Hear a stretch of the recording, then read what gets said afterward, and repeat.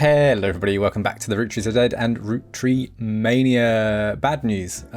It's been a couple of weeks since I last played this, which I don't think bodes well for how this is going to go. I've edited it recently, so I've sort of seen what I did and I've made notes. One thing I noticed while editing is that this says family tree update. Did I just ignore that? Did I ignore that it said family tree update? I thought this was another affair that happened, but it didn't. So I assume this must be Stephanie and Brian's baby because she was due. So maybe that's somewhere to start actually. Maybe that's a good way to start today. Maybe I can search. Where is she? Periodical. Butler County Times. Stephanie Landon. Stephanie Landon. This page hasn't been updated in the last 8 months. Oh well. Stephanie Jones. Maybe let's try that. Oh, she should change her name, hasn't she? Of course. Come on, new baby. What was her husband? Brian Jones. Okay. There's no birth. No births. I thought there would be births. There doesn't seem to be. Oh, get out of here. Welcome. Spider search. Stephanie Jones. Ah, there we go. It seems Brian Jones has been busy updating Stephanie Jones's campaign website. 2 new sections exist. The first is a baby photo. There you see a picture of their new family together in hospital. According to the site, our granddaughter was named after her grandmother, which ended up being very fitting considering she was born the night before Christmas. Okay, I'll look at the grandmothers and see if there's any Christmas themed names. Santa. Oh yes, it's Santa Roottreemania, of course. There's not much of substance there right now, but it lists some small accomplishments and finishes with the recent rise in popularity and controversy surrounding my extended family, there has been some extra attention on me. Stay tuned for announcements in the coming months about how I plan to use this publicity to accomplish bigger and better things. So good for you. Look, there they are. Stephanie and Brian. Following the birth of their newborn girl, his new daughter is wearing a adorable little Santa hat. I was right. Santa Landon and his wife Stephanie is giving us a thumbs up move from her campaign literature. Good. Always time for a photo op. Right, so that is probably what we need here, isn't it? We've got you, we've got little baby, we've got, that's not him, that's you. Oh, I'm just excited that we've actually got something. Stephanie Landon, you are politician, right? Local politics. And you are, oh, well, there we go. That's all we needed right now, isn't it? I did nothing last episode, didn't I? Oh, but that's good. I locked in that, and I've also locked in you. Okay. Because I wasn't confirmed. It wasn't confirmed that Miracle had an affair. I just put him in there because I thought it'd make sense. So that's good. Oh, we've got a hello. Oh, it's you again. Hello. Has Clark reached out to you? Yes, well, I remember that. Let me give you a short history lesson about the last few months of my life. Okay. 3 different people contacted me, claiming that somewhere in their history, they might be root trees. First, that young man, the rapper. Young man, the rapper. I ignored Let me get my that book one. out. He seemed dubious. But then I saw the news. Me too. I 5 felt terrible. P's. So 6 I Ps? began Really cool. helping the others. Oh. Because my doubts with Felix were so misfounded, I ended up putting too much faith in the second person that approached But me. this was Aloysius Red Herring. I went to the Root Tree. media prematurely. Should we look him up I again? admit my mistake there. But the third person who contacted me Okay, also had a credible. credible case. Before I could help, the company got to them somehow. The fact that the family silenced them doesn't seem to fill me with Oh no, hope Clark's a when it comes bad to guy. I really Clark's trusted him. intentions. But you're making progress based on the leads. Am he I? gave you. It's really hard for me to get a read on him. I'll let you handle Oh, it. no. I've sent you the case I've been working Virginia on, Clementine. and some company records I managed to track Okay, down. this is great. This is things we haven't seen before. This is great. This is The records stuff. are quite dense. Oh, but dense, that hopefully means they're reading. Useful. I was watching a friend play this on Twitch the other day, Azure Bay, shout out. And they completed the game in like 4 hours. Not Roottreemania, just the base game. And it really made me question my own playthrough. I did so bad. Right, baby. Oh, we need to look at grandmothers, don't we? Right, so you are here. Grandmother would be here. Clara. Oh wait, no. No wait, your grandmother? Whose grandmother? Carol. Carol, right? Caroline, Carol, Christmas Carol. Your grandmother's called Caroline. Is Carol an option? Oh my god, it's not Christmas Santa, it's Christmas Carol. Carol? Carol's an option. There we go, Carol Jones. Good name. For a, what job do you have? An architect? No, I think you're a baby. There we go. Right. Oh my god, that's beautiful. I did learn his name. Interesting. I definitely must have learned her name at some point. I think her name is somewhere and I just missed it. I also think you were, well, okay, I'm pretty sure you're Elias. Do we have anything else? We have no pictures currently, no extra pictures. Right, let's start with the pictures. This photo was given to you by Sam Madston. A woman named Regina Clementine came to her and claimed that her husband has confessed he thinks he's a root tree. Husband is the root tree, right. The details of this case can be found in your evidence. Stuart is the older boy wearing a vest. The woman in the photo is Mary Beth Clementine, a singer who may have an affair with Miracle Root Tree. Ah. Oh wait, so this isn't Regina. Sorry, this is Mary Beth Clementine. It doesn't say Regina's husband's name. Stuart. Yes, does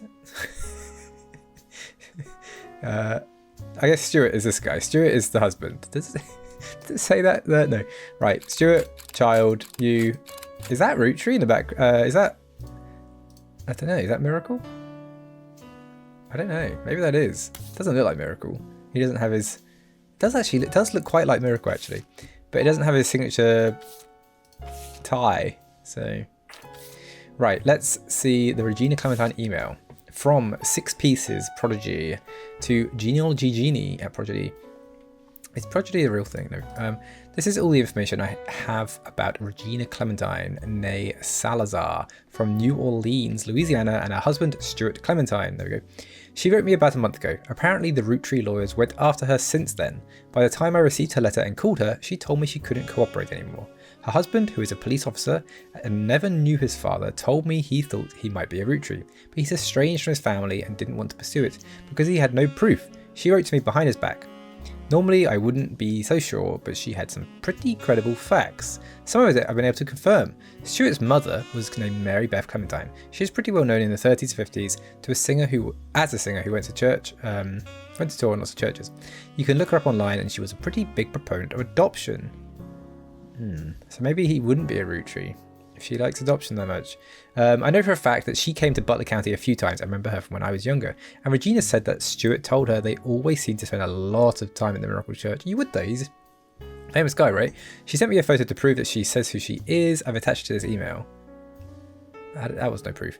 Sam Aston 6 Pieces out now. Please consider saving a tree and not printing this email. And this is the same thing, isn't it? Yes. Right, interesting. What do we got from that? I don't know.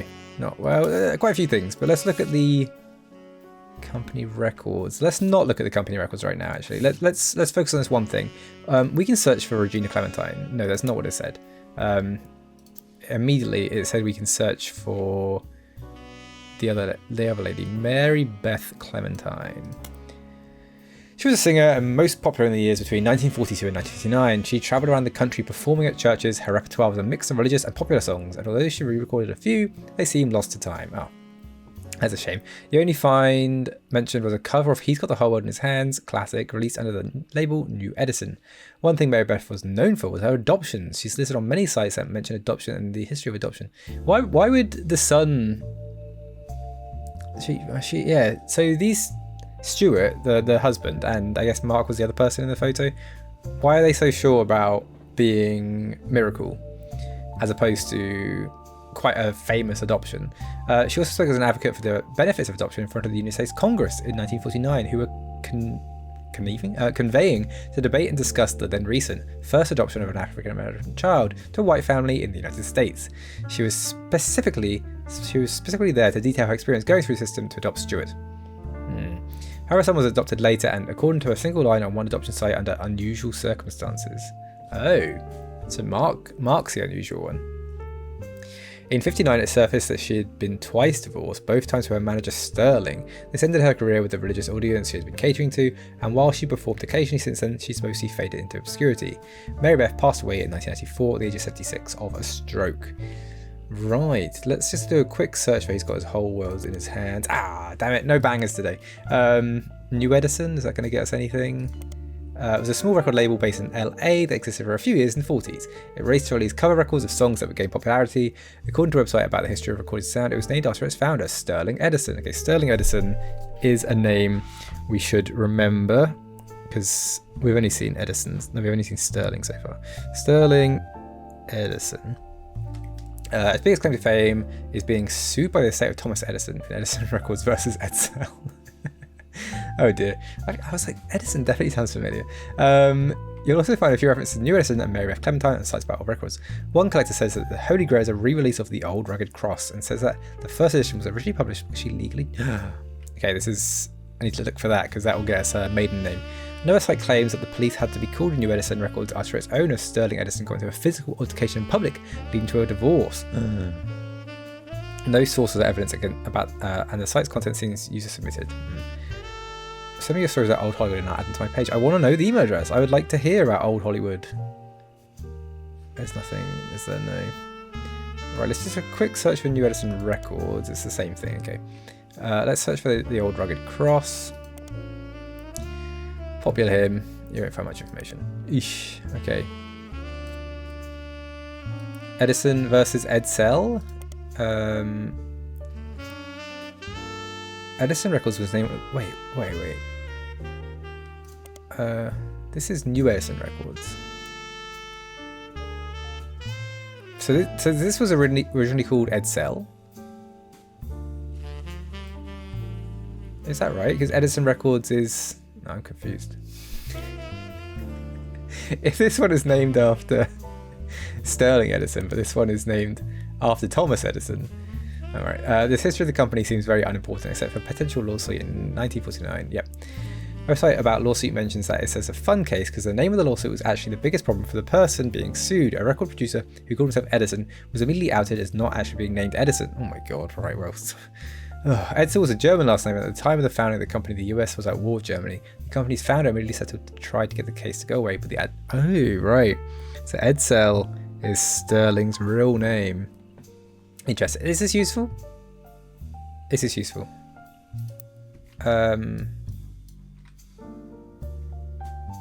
Yeah. If this is Mary Beth, is that her name? Maybe I should have written that down. Mary Beth. Then that would mean he goes there. So I do need to know his name. Oh, yeah. Maybe I write it in, because you know what? If I get something right and it goes in, good news. Sterling is an option. Edsel is an option. You maybe Mary Beth. Do we know her surname? We don't currently. Singer. Singer not an option. I saw singer used to be an option. What was it? Where is he gone? Musician. Sorry, of course. Music Ian. Although I guess that's what she's famous for. It's not what she was doing when she died. So look, there are two people in this. So it could be. Oh, wait, what? How would this work if it was the family tree? So you could be, you'd be the lady that emailed me, right? Is this, right? I think I'm going worryingly a bit too deep. But I think this might be Regina Clementine in here. Regina, how did you get the name Clementine? No, wait, sorry, that would be this way around. Where did the name Clementine come? Oh, sorry, I'm going to drop my pen. Okay, I caught it just before it fell off. Oh my god, my desk isn't flat, clearly. My pen's just rolling all over the place. You would be there. Husband Stuart. Stuart is here. If this was right, then where's your surname come from? Mary Beth Clementine. Okay, that's where. But you got married. Oh, you got divorced. But where did that name come from? Is that a fake name? Maybe? I don't know. I don't know. Regina, Salazar, Stuart, Clementine. Let's put this picture of you in for now. I think that looks like young Sheldon. Oh my god. Young Sheldon's in the game. I think this could be right. Not guaranteed, but it's possible. Very possible. And you might be Edson Sterling, or maybe Miracle. And oh wait, and then you're Mary Beth. Let's look up Mary Beth in the whatever it's called, the Modern Music Monthly. Let's see if that was around at the time. Well, I haven't copied her name. Mary Beth Clementine. She was reviewed and advertised many times in Modern Music Monthly, but the most popular recording was the release of okay, got that. Very positive review of the cover, and the writer complimented her voice and the tone of her guitar. The review had nothing to say about Mary Beth herself, so it's not much use to your investigation. There were also some other Mary Beth Clementine releases. One of them was The Old Rugged Cloths, yeah. Which was the only song that was advertised but not reviewed. I've definitely searched for The Old Rugged Cloths, haven't I? But, yeah. Why was that? Why does that seem relevant? Can I put you in here? Are you going to come up with anything? No. Oh, Mary Beth Quaker. There we go. That is useful. Potentially her surname. Do I get a lock-in straight away? Have I made mad progress already today? I've got one. What are you? Oh god, what is Clementine Stewart doing? I need to get... Wait, 12? I need to get... Okay, I need to get a 4 for a lock-in. Right. God. I panicked then. Oh, Jesus. So I need to get 4 for a lock-in. And then what? I don't know. So how do I know your name? Mary Beth Clementine's children. Let's do a quick search for Mary Beth Quaker. Doesn't exist. Let's do a search for that in here. Nothing. Be sure to have the correct newspaper. Oh yeah, she came to town quite a bit, so maybe I'll put her in the Butler County Times. It might have said, you know, she's hanging around. She played religious hymns. Miracle Congregation welcomes Mary Beth Clementine with open arms. The article mentions that the church leaders was moved when he heard Mary Beth's recording of one of her famous hymns, His Eye is on the Sparrow, and reached out to her personally. His Eye on the Sparrow holds a very special meaning to me. As you know, I've had a very difficult upbringing, and it's no secret that my own eyes have always been a source of struggle. The song is about overcoming sadness and hardship through Jesus. If God can find a way to watch over every sparrow, he can certainly watch over those made in his image. My family's fortune does me no good as a man of the Lord. It's much better spent spreading his word, and I've felt a kinship with Mary Beth ever since I heard her voice. Kinship A.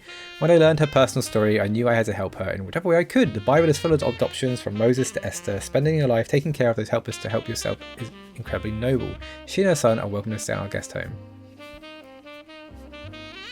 So maybe he's not the... Maybe Stuart isn't relevant here then.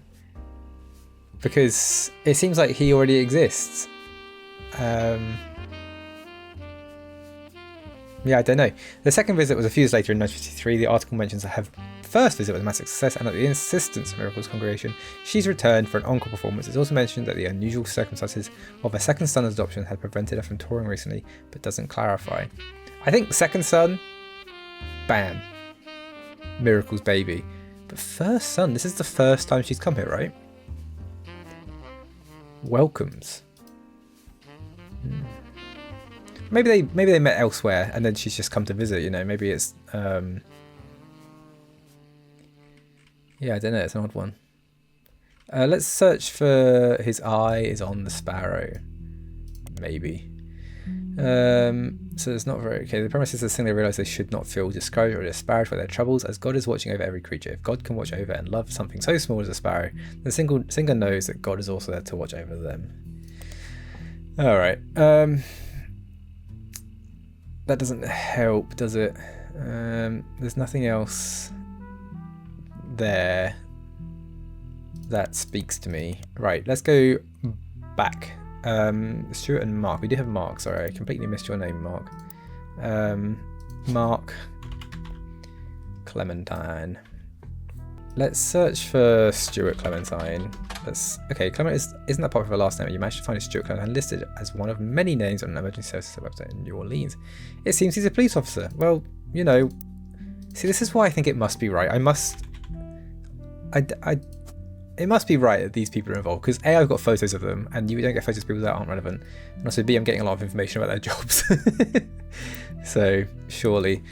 Mark Clementine. Crocodile. The infamy list? Criminals? What?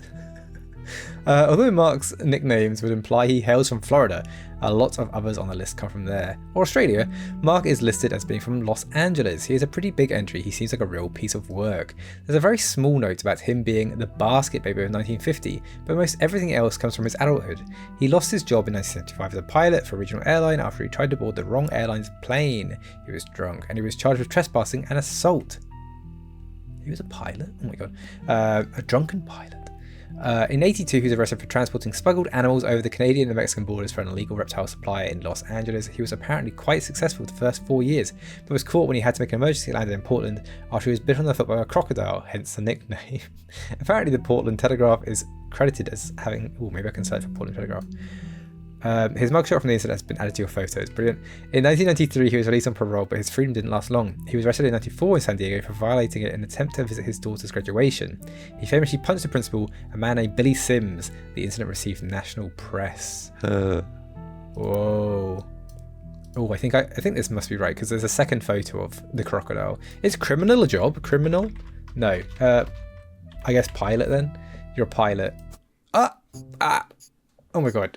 We are flying today. I'm glad that she came with all the evidence. Because I was pretty down on my luck otherwise. Look at them. It's beautiful. Great. They also locked in the wife and husband. Look at this. This is yellow to my ears. Beautiful. So we got 8 out of 12 now. Right. We have another photo of yours. Haven't looked at it yet. I'm too busy. Whoa, look at you. Poor guy. We found a mugshot online. It's Mark Clementine, who's arrested for smuggling reptiles. Poor guy. Mark Clementine. Hard times. Can I search for the Portland Telegraph? Is that going to give me a new periodical? It is. Okay, interesting. It's a run-of-the-mill newspaper based on Portland, Oregon. They have a website with lots of dry statistics, how many subscribers they have, how many issues there have been, and what awards they have won. The website doesn't have any useful information. What's happened in Portland? I feel like things have happened in Portland that I haven't paid attention to. Obviously this did. I'm going to search for... I don't really need much more information about you, but I will search for your name. There's a fly flying around me right now. Just ignore that if it picks up on the camera. Let's not draw attention to it. So let's search for the crocodile in the Portland Telegraph. I saw crocodile.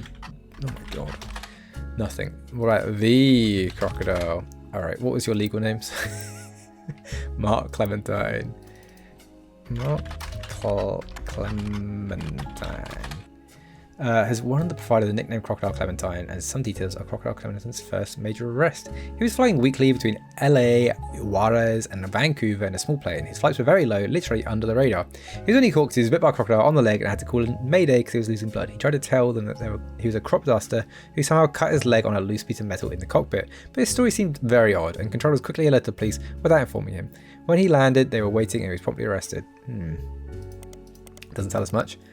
Does not tell us much. We can search for the infamy list. That sounds like a really fun thing to search for.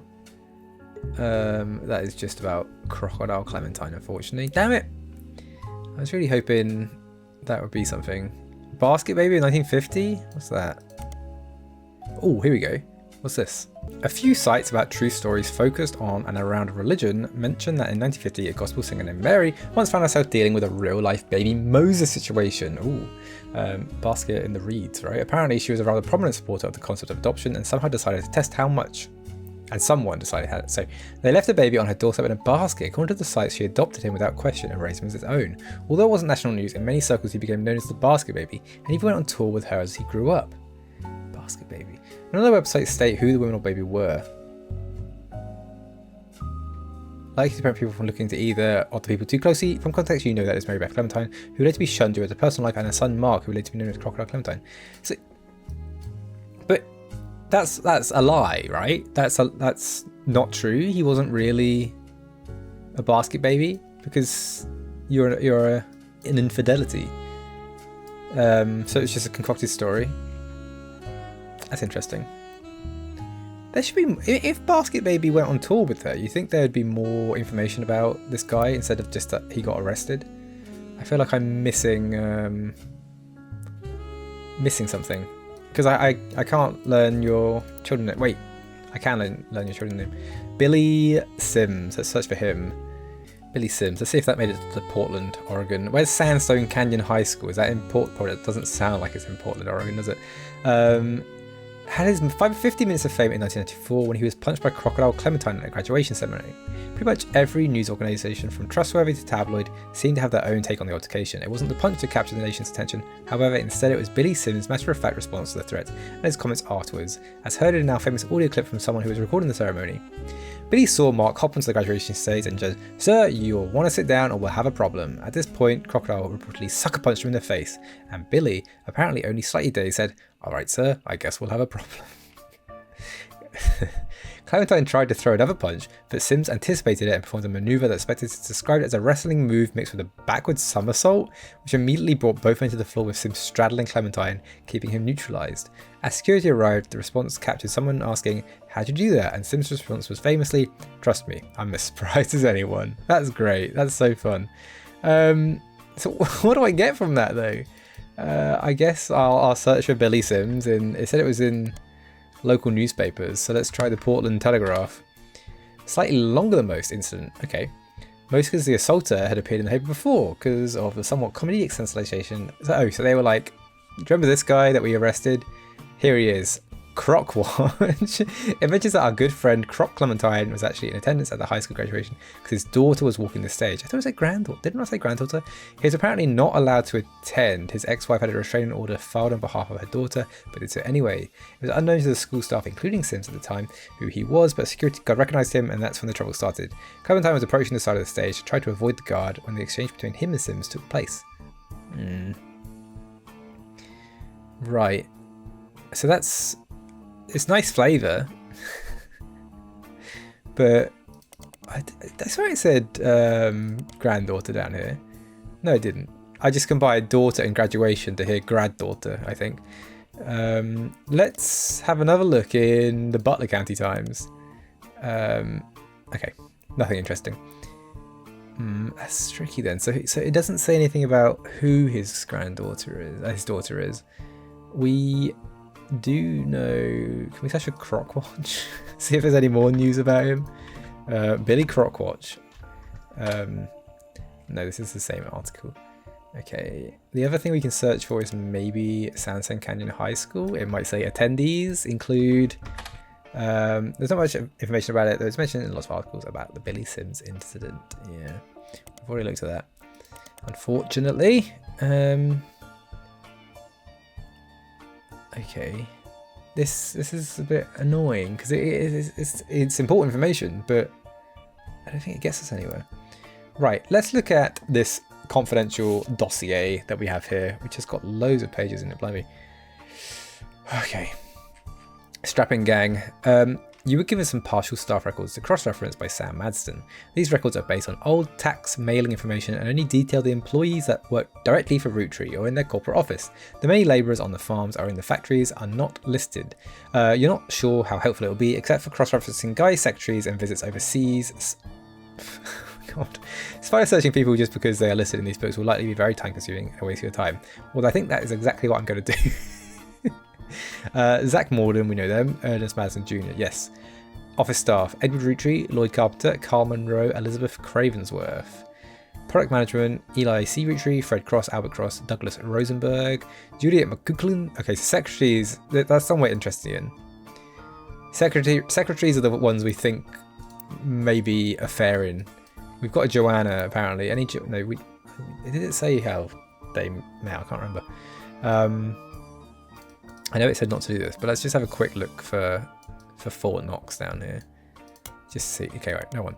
I'll listen to his voice. Sam Madison, John Miller, Elizabeth Farrow, Thomas Green, Fred Gleason, blah, blah, blah, blah. Major expenses, none.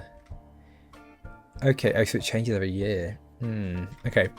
In 1977, it was announced that Zach would be retiring and Guy would be taking over at the start of 1978. They had a retirement party in November before spending the final month working on the transition. 76 and 79, the following changes took place. So this was 75. Guy Hudson's been replaced. Patrick Decker was hired. Eli C is no longer there. Ernest Mason Jr. is now listed under product management. Secretaries. Christine. Wait, so you had four secretaries then, and then Christine Farrow came on. Wait, wasn't Christine Farrow was working on? Oh no, Elizabeth Farrow. Elizabeth Farrow was working on the farm. Wasn't this? Oh shit. Where the hell did I? Oh boy, did I write anything down about Christine? Christine worked on the farm.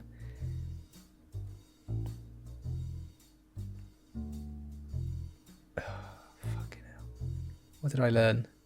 Christine worked on the farm. Steve liked her, and he worked at Antonelli's, and he sued Mark Zimmer and Rochelle. But what does that mean for me? How do I it was in your book. Was it in a book? Was it in Butler County Times? Christine Farrow. Oh flip. Where'd it go? Elizabeth Farrow. Didn't it say that you were like in your... Someone did something? Didn't someone do something? Oh, beans. I'm going to have to go back and watch my old video. I don't remember what happened. Wait, wasn't it this? Joanna? No, that's 5B's Joanna. Where the hell has this information come from in my head? Let me search my history. The only thing about it is Antonelli's. That's all I have. And Kitchen Tales is a book. Does it not show? It does show. Steve Garland. You're the husband. Met his wife Christine. So Christine worked as a secretary. And you're the one that wrote this thing, yeah. You wrote this cookbook, and this cookbook gave quite a strange thing about people coming together and then going apart, didn't they? So I think this is important. I think... Oh, fucking hell. I've already got it in there. Well, we know your surname's Pharaoh now, at least. Or Pharaoh. Is that how you say it? I don't know. Oh, Jesus. Well, there we go. Great for me. Unless it... No, that's locked in. So that's good. Oh... beans on it. Right, let's just ignore it didn't happen. Maybe I'll cut that out. Joanna Robinson is no longer listed among the secretaries, but Joanna Fellows has been added to the list. There we go. Joanna, wait, what was that? Was she always on there? Joanna Robinson is no longer listed. Is she on the list of secretaries? Didn't I just look at this and say, Joanna? What's wrong with me? Didn't I just look at it and say, is Joanna there? No. Or she was a secretary at the time. God, what? Just like an endless supply of secretaries he had. Jeesh, that's how the other half live, am I right? No. What else happened? She changed her name. Joanna Fellows and Beth Knox are no longer employed by Roottreemania. So she changed her name, got married, and left. Beth Knox also left, maybe.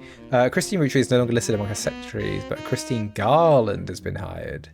Yes, because that is Steve's surname. So once again, You got hired and then got married. John Miller left. John Miller was the husband, right? Yes, John Miller was the husband. Gwyneth Madsen was hired. Who is that? That's you, the daughter. Beth Knox, 50-year work anniversary bonus, 50,000. Wow, Beth Knox was there for a while. That's one that I googled, right? She seems important. She was there for 50 years and there's no information about her? Well, I never. Okay. So be it.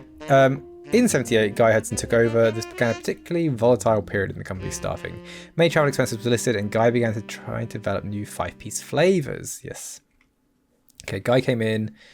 Edward, Elizabeth Crazenworth, and Lloyd Coulter. That's a lot of people. 3 people no longer.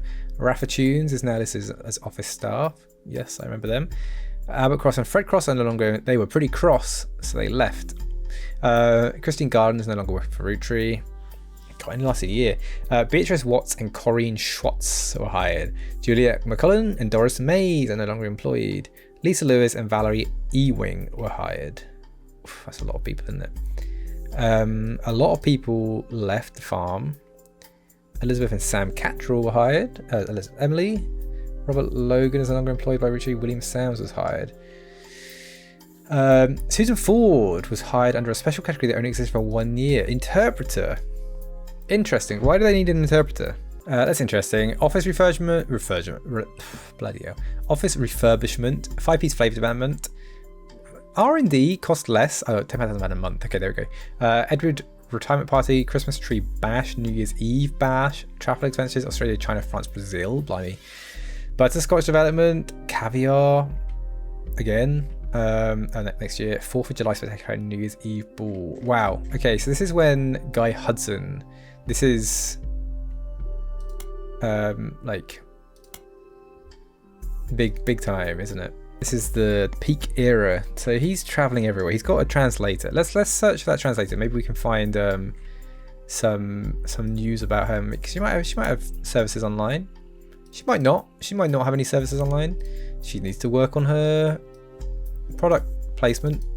Let's search local news as well. Actually, Butler County Times, nothing. Portland, maybe she went to Portland. No, okay. That's unfortunate. And Portland, no. So I guess she was an interpreter because he's flying around to all these places, probably having affairs in all these places. So I think we should probably have a look at Beatrice, Corinne, Lisa, and Valerie, if the thread is to be believed, and he likes the secretaries.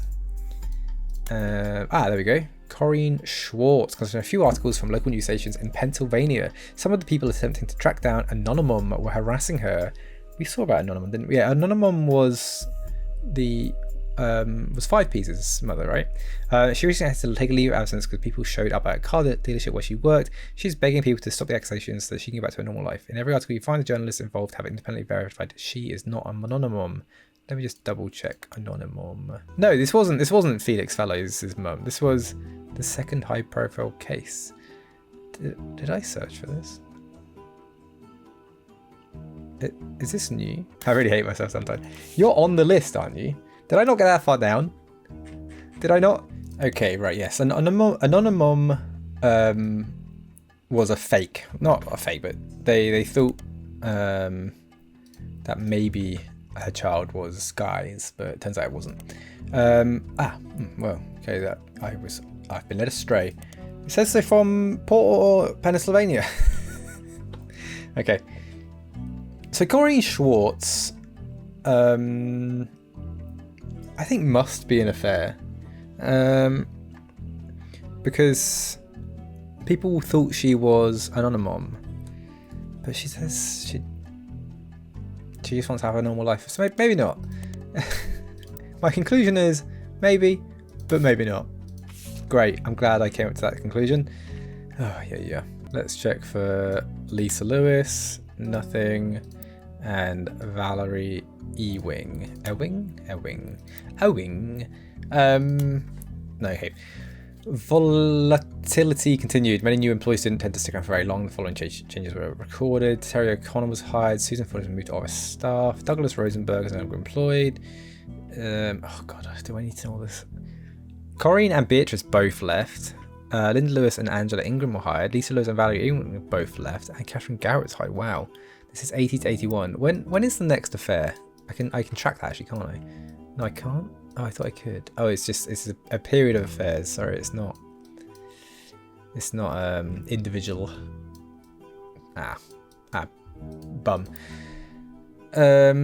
Let's have a quick look for these new people. Linda Lewis. We just had Lisa Lewis, didn't we? Now we got Linda Lewis. So there's a Linda and Lisa Lewis. Let's keep note of those. Mother and daughter hired for the same role. Possibly.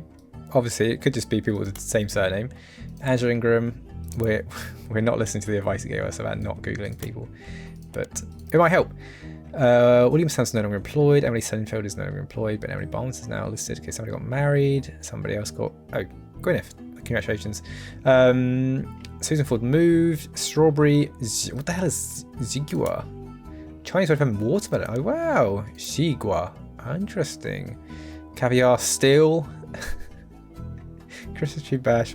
Strawberry, Zigua, butterscotch, caviar, more. Grandorf Dove. £250,000? What? Grandorf School for the Deaf, formerly Grandorf Dove, is located about an hour from where the Roottree's offices used to be in Butler County, but it serves much of the part of Pennsylvania and nearby Ohio. According to the website, it was formerly named Grandorf Dove from 1922 to 1990 because Grandorf was the last name of the founder and Dorf is the Danish word for deaf. The founder had issues with government translators, leading to an odd transcription issue. Maybe this is why we had a translator. I don't know. In 1990, it was renamed to better represent the school's purpose and to correct the embarrassing lack of effort and awareness demonstrated by the government officials in those early days. The staff is listed on the website. You can scan through all of the biographies and find the principal. Miss Ford is fluent in Susan Ford. Susan Ford worked at Dove. Oh. In 5 languages, including ASL. She has been working at the school for over 15 years. Miss Ford's bio also mentions she's not deaf herself, but rather learned sign language to communicate with the deaf. It mentions that she was responsible for securing funding for the Hudson Wing. We know Hudson's. Was an expansion to Grand Wharf Dove, now Grand Wharf School for the Deaf, a separate, much smaller building half a block from the main campus, and operates as a smaller independent school that offers free ASL courses for the family members, friends, and caretakers. Oh, that's so lovely. Well, very generous of the Roottree Company. According to the history site, they got their name after the president of the Roottreemania Company generously donated. Why did he do it? There's also a vague history section that you can somewhat fill in with details of the other information you see about the school. It mentions that the donation came at the insistence of an employee of Roottreemania at the time. It mentions that she learned ASL from the main school before the Hudson Wing even existed. Surprised her future husband, who was deaf. After realising how useful a service like this could be to non-deaf people that wish to better serve those with hearing issues, she convinced Roottreemania management to invest in the school. The Hudson Wing opened and she became the first teacher at the new campus. At first, it only operated on weekends, but since then, it's taken an addition. Interesting.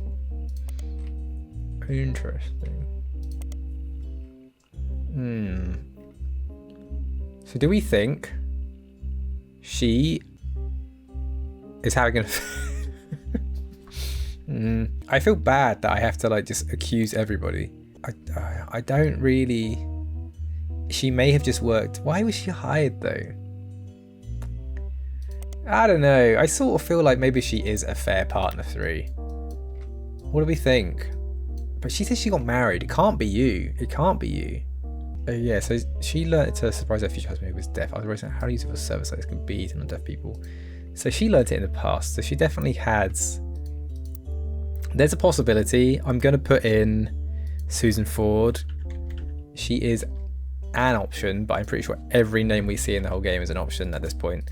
I don't think it can be this one just because of the husband. She mentions a husband, which makes me think there must be a husband, right? But also it doesn't leave long between the Pharaoh and the Fords. It's like a year. In fairness, most of the affairs only last a year. So oh wait, no, wait. This is 81, right? And funding was acquired in 82. It was first built in 82. So there's a chance she like blackmailed him. Funding was acquired in 81, yeah. So it's at the bottom here. So there's a chance that they had an affair like earlier on, maybe, and then we'll see. Guy Hudson died in May of 1982. The first few months of the year continued along the same pattern as they had been. Things quickly changed when it only took over. Most of the extraneous expenses ended, and all the secretaries, most handpicked by Guy Hudson, were let go. Sam Madison left Roottreemania in 1984, so this is the last set of books you have access to. The following changes were recorded. He replaced Guy Hudson. Carl joins. Susan Ford is no longer employed at Roottreemania.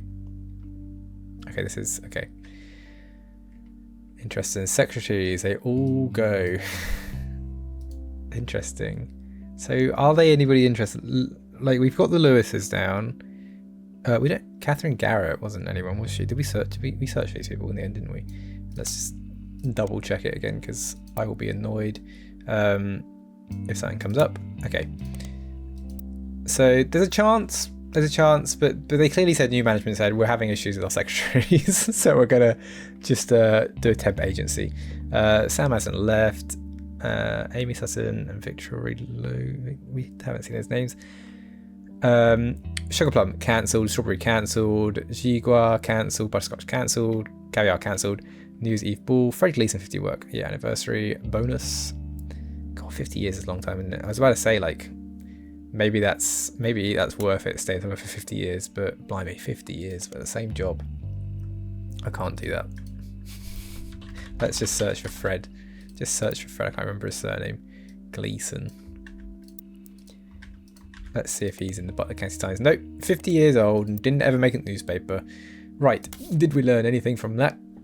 No, we didn't, did we? Right, what did I read that I wanted to check out? There's a few things that I read that I want to check out, but I can't remember where they were or what they were. I wrote them down actually.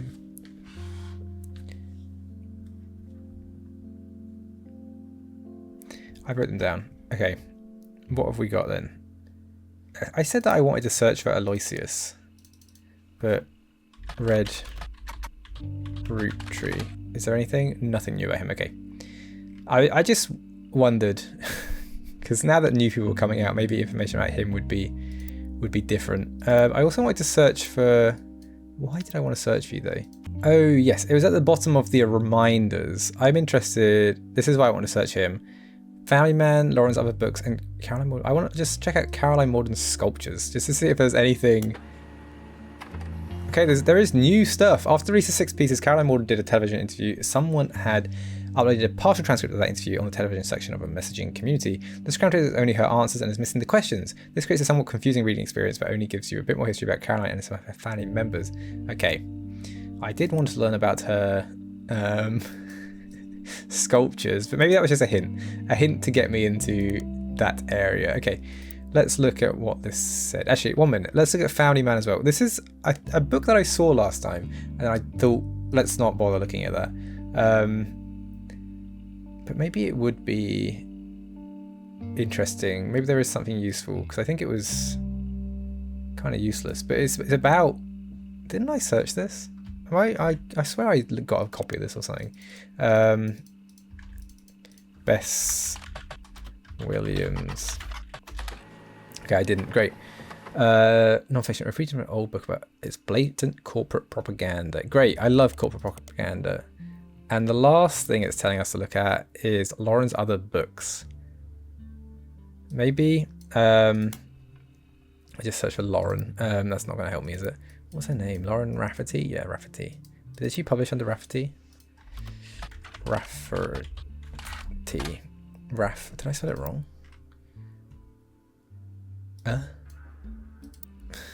Yes, I did. This is new. Lauren Roottreemania author. She was tracked down by reports. She's still alive as being in one of the most upscale memory care facilities in Pittsburgh. She was relocated back to Pennsylvania when she began suffering from Alzheimer's. Oh, poor Lauren. There's been a minor backlash towards a reporter that tracked Lauren down because they were caught standing on a ladder and holding the camera over the privacy wall. Take a photo of Lauren and had her son Clark sitting on a bench outside near a small pond on the premises. Oh, that's horrible. A Life Between Wars. This is the book we had. Isn't it? Yes. I can't remember now. That was a while ago. That was a whole half a game ago. Let's just have a quick look at Lauren Rafferty. What? I didn't even search the right one, did I? Sometimes the copy and paste does not work in this game. I swear. How did I get here again? Why am I back here? Huh?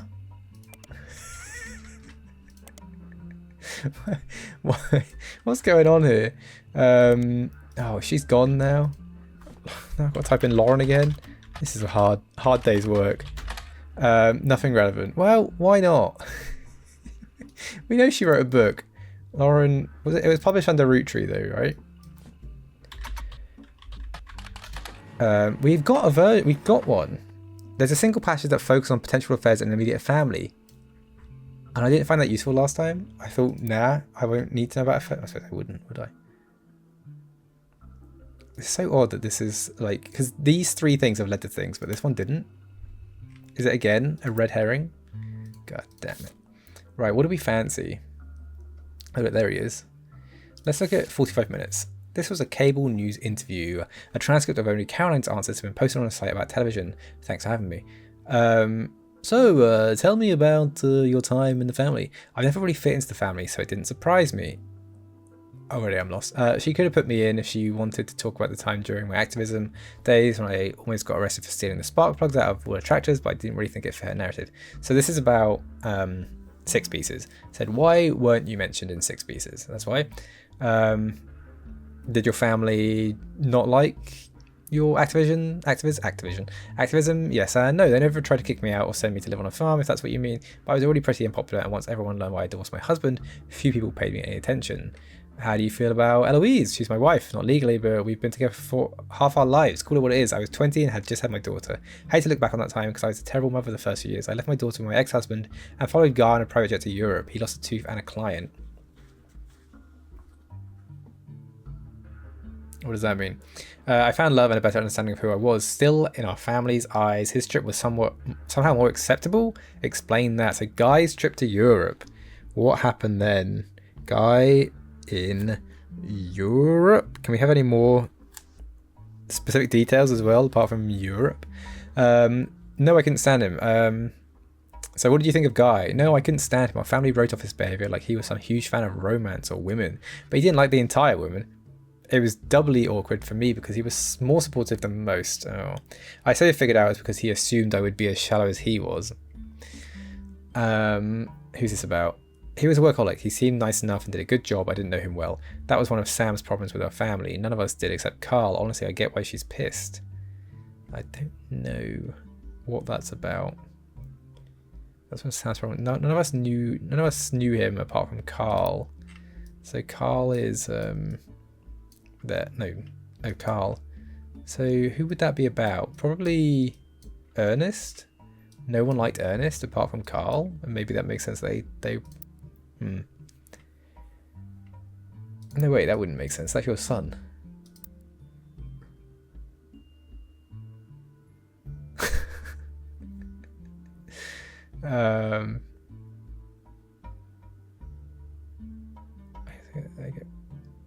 Oh, right. So yeah, she's saying like, what did you think of Ernest? He seemed nice enough, did a good job. I didn't know him very well. That's why Sam didn't like our family, because we didn't pay attention to him. Right, I got it. I'd rather not speak ill of dead, not unless you want more stories about Guy. Yes, please, actually. With Carl, though, all I can say is we used to be friends before they sent him to private school. He came home a lot judgier. It makes sense why they made him president. He was a lot like my father after I disciplined the fun out of him. After I started protesting the farms, he stopped returning my calls. Oh, well, he's hard to label. When I was a teenager, he was basically drunk or high or both all the time. He actually used to sell me pot. His problems with women were different than guys, but he never really judged me. I guess he knew it would be pretty hypocritical to judge anyone for anything. Back then, he was destructively unreliable in every way, but nowadays he's just kind of boring and old. I prefer that to how he used to be. And to Guy and Carl... Huh? I prefer that to how he used to be, and to Guy and Carl. I don't know. But instead of cautionary tale, I hope I'm never that boring and old. Who is that about then? Who used to sell you... I assume it's about James. Because you talk about Clark, you talk about Ernest, you talk about Carl. So I assume it's about James. James seems the most likely to sell pot, right? Did I get any information from that? No. Apart from the trip to Europe. How many was I meant to get from that? I lost it already. 45 minutes. None? Was I not meant to get any information from that? I wasn't. Okay, great. I didn't. I'm doing well. Family Man has 2 pieces and the diary has 1. A diary entry entitled Cruelty from Lauren Roottree's diary, written in 1963. It focuses on the relationship between her mother and father, while offered only redundant information during the previous investigation. It mentions the subject of affairs and may be more useful. Maybe more useful this time around. Got it. I am no stranger to true love. Jacob and I married at an age that most deem unfit for marriage. 19, I think it was. No, was it? It was like 19 and 20 or something like that. But it was also enlisting at an age that most deem unfit for war. We had no choice. I knew in my heart that our marriage was one for the ages. He and I would still be together, if not for Okinawa. That was nearly 20 years ago, but there was an emptiness in my soul. I do not understand my contemporaries. So many girls I went to school with have taken multiple lovers. So many of my girlfriend's husbands have been unfaithful. If I'm able to remain true to this ghost of a man with no chance of physical reciprocation, no potential for long conversation, how could it be so hard to love someone you can reach out and touch? Someone you can joke with? I have not had to deal with such madness at home. My parents are a perfect match in the worst way. My mother's cruelty is a perfect fit for my father's general spite. In turn, Pop's status enables her incessant need to gloat and feel superior. I've grown up with their cruelty and disdain for others my entire life. Even my family remains unspared. Well, they make fun of my grandpop and his family sayings, blood is thicker than syrup, and nothing's thicker than a lie. What? They mimic grandma. Sorry. They mimic grandma's lisps and see her kindness as a weakness. Eliath, please remember them. Damn.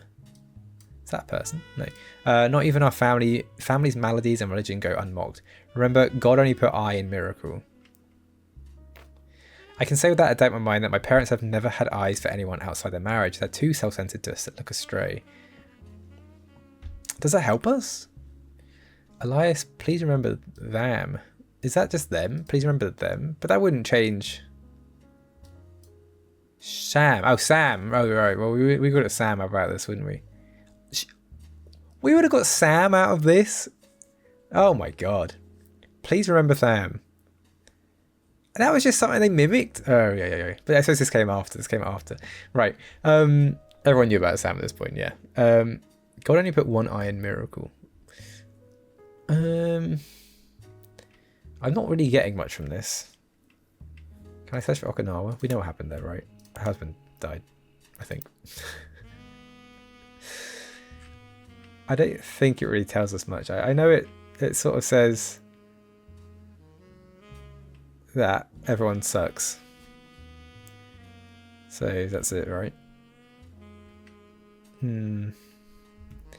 But we know it's not the parents. That's sort of... Well, we knew it wasn't, didn't we? We know who the culprits are at this point, because I've accidentally locked them in. Apart from you, potentially. Oh wait, we can get a picture of Elias. Oh my god. Sorry, that man scared me. Where am I? Where's my table? I've lost my table. Give me that picture.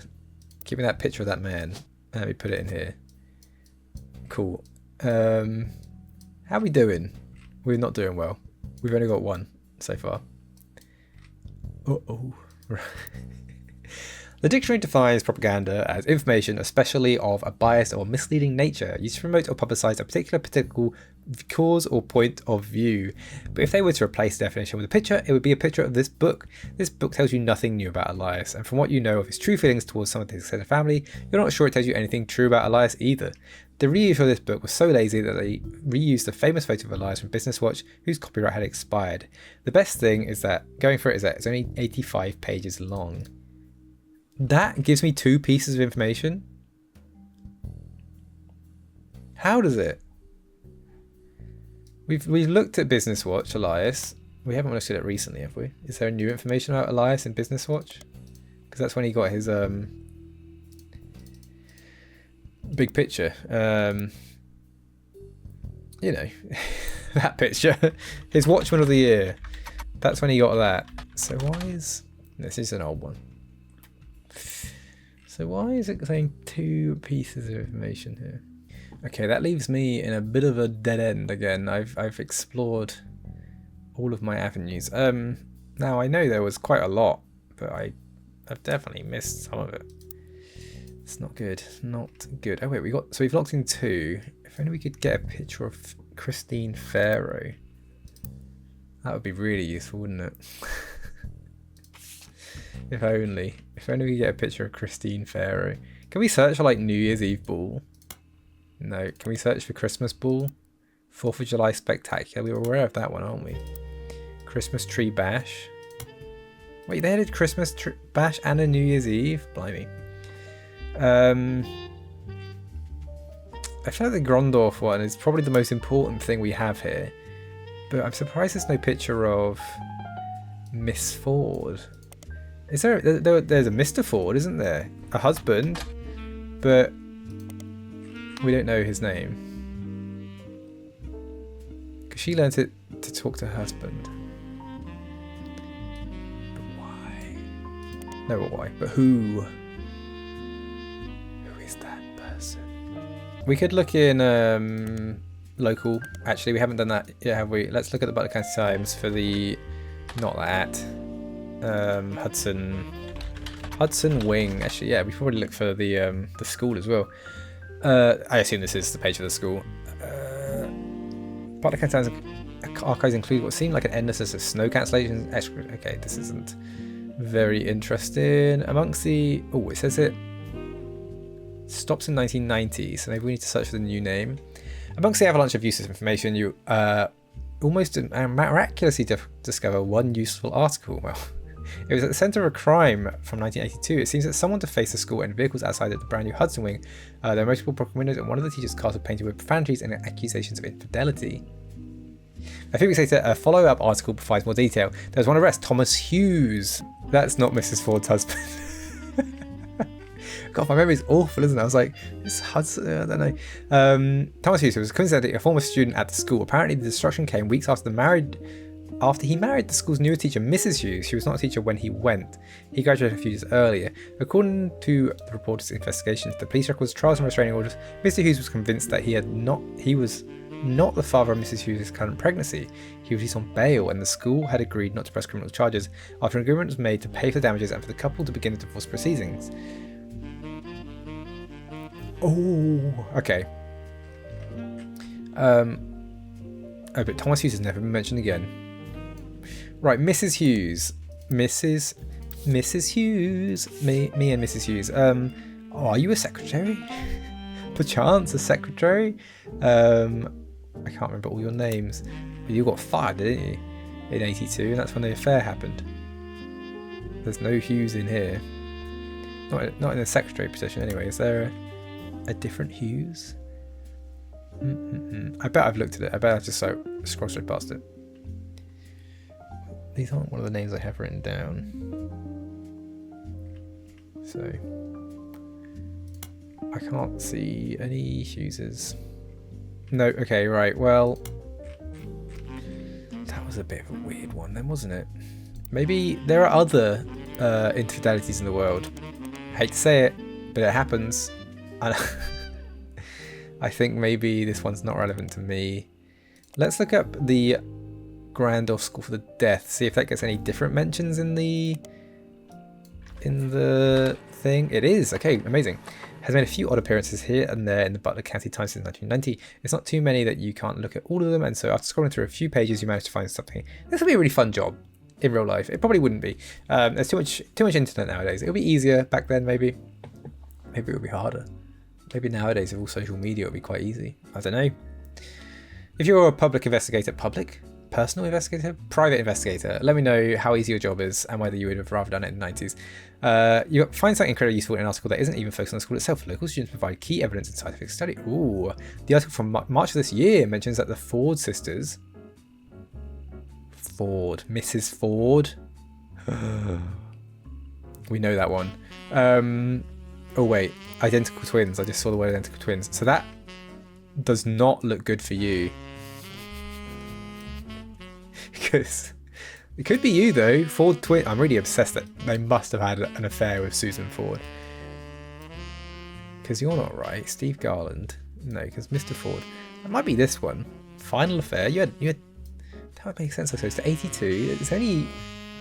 He had 3 affairs in the space of like 3 years. So you might be Mrs. Ford. And then identical twin. Anyway, let's go back to reading this. There are only a handful of identical twins in the world who suffer from 2 different genetic issues. One of them has asthma and the other one has deadly allergy to peanuts. Is that true? Do you usually have the same allergies as your twin? Didn't know that. Makes sense.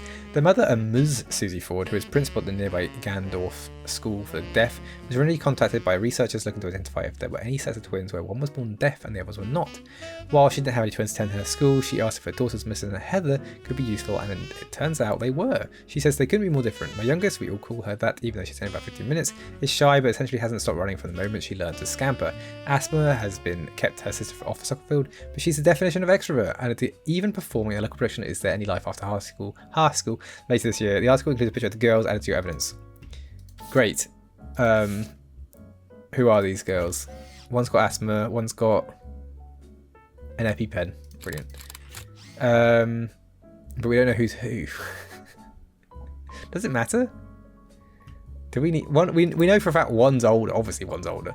My youngest. Oh wait, but we just have to put them in the right side. Does it matter? Do the names? I guess the names do matter. My youngest hasn't stopped running, so she is on with the EpiPen. Okay, we're going to lock this in here now. I've already forgotten the names. Oh, you suck at this game. Melissa and Heather. We don't know who's who. Let's try Melissa on this side. And Melissa... Gee, what was her name? Why am I so bad at this? Melissa Ford, of course. Oh wait, we've got Susie's name as well. Susie... We already knew it was Susie, didn't we? Suzanne. Susan? Susan. Susan Ford. We were aware of that. Melissa and Heather Ford. This could be the last of our 4 actually. So this is... Oh, that's not your surname. Is this... This is interesting. Student, I guess. Student K-12. Let's try both of those. Now, there could be a few things wrong here. You are a head teacher, actually. You should probably... teacher? Just teacher? Ah, what are you then? You run a school. You're also a secretary. What's more important? Running a school for the deaf? Or that you were a secretary? Principal, there we go. It will be that. Right. So do I want to swap those 2? Maybe I do.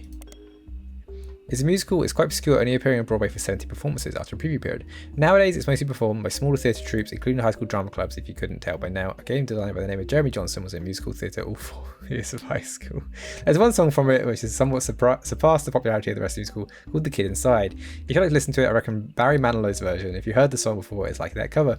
The entire musical deals entirely with the traumas and nostalgia that society collectively shares about their formative years, which feels appropriately thematic for this game. I always thought of it as somewhat ironic that they have high school theatre clubs perform it though. Anyway, the key word in the Butler County Times article was local. Pardon? Local production. That was the... Oh right, I'll put it in here. Right. Oh my god. One of the Easter egg articles actually helped me. That's so funny.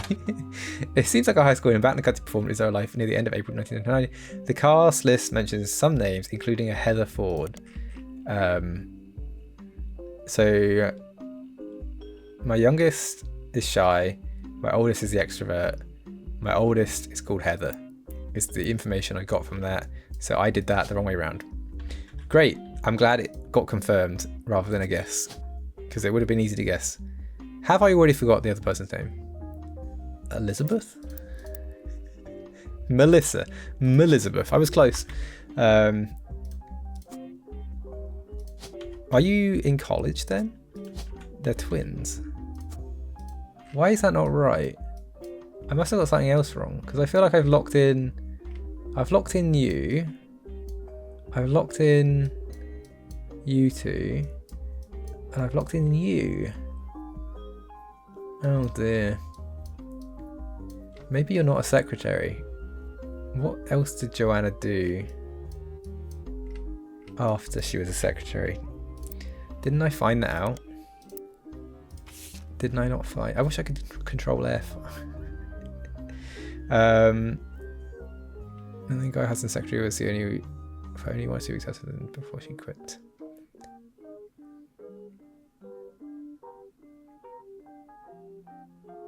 She's dead. She worked in a video rental store. Is that more important? So cashier? I don't know. Unfortunately. That's not good. This doesn't look good for me, does it? Because that... Well, these could... Wait, maybe they are K-12 then. So maybe this is... Now that I've done that right, maybe this is wrong. Oh, beautiful. Look at that. Well done. Thank you. Thank you. I deserve it. We made really good progress today. We've done quite a few. The problem is we have no leads for next time. Booyah. Oh, we get a little visit from... It's going to be Sam or Clark. Oh, it's Clark. Sam reached out to me finally. I think I have you to thank for that one. Yeah, you do. You're a little... I don't know. Do I have an issue with you? I can't remember. I don't know. My family's in a bit of a rough patch. Even though the candy is selling better than ever, everyone is fighting over the trust. The majority of us want to dissolve it. On paper, it seems like the right decision. What, so you can make more money, The Clark? arguments about what to do next are endless and heated. More than a few root trees are worried about losing their wealth. Aren't they already rich? Like, would they actually lose their wealth, or would they just lose their income? Surely they're already quite rich. More than anyone else. I love my family, my wife, my daughters, even my son, who I hardly ever get to see. Yeah. I want to keep them safe and secure. But I didn't do anything to deserve this fortune. Wow. He's actually aware of his privilege. Hell, I probably deserve it less than most. It took me way too long to get my life together. Yeah. Okay, enough about me. Here's the deal. I can't stop the majority from voting one way or another. If you keep passing along potential root trees, I'll keep adding them to the list. On the other hand, there's been some leaps forward in genetics. Oh, I can do DNA tests. Sound like science fiction, but we can actually determine who's in the family just by testing their DNA. Send them all in What then. you've done so far has been very useful. Just keep filling out the tree and we'll prepare for the tests. I was really hoping he'd bring something new to the table. Right, well, great. What has moved around though? 6 pieces is still really high up, and that's still really high up. I don't understand that. Not a lot. Not a lot's moved down, but a few things have moved. We've solved a few things. That's nice to know. And actually, you know what? We know that's wrong. Let's just get rid of her.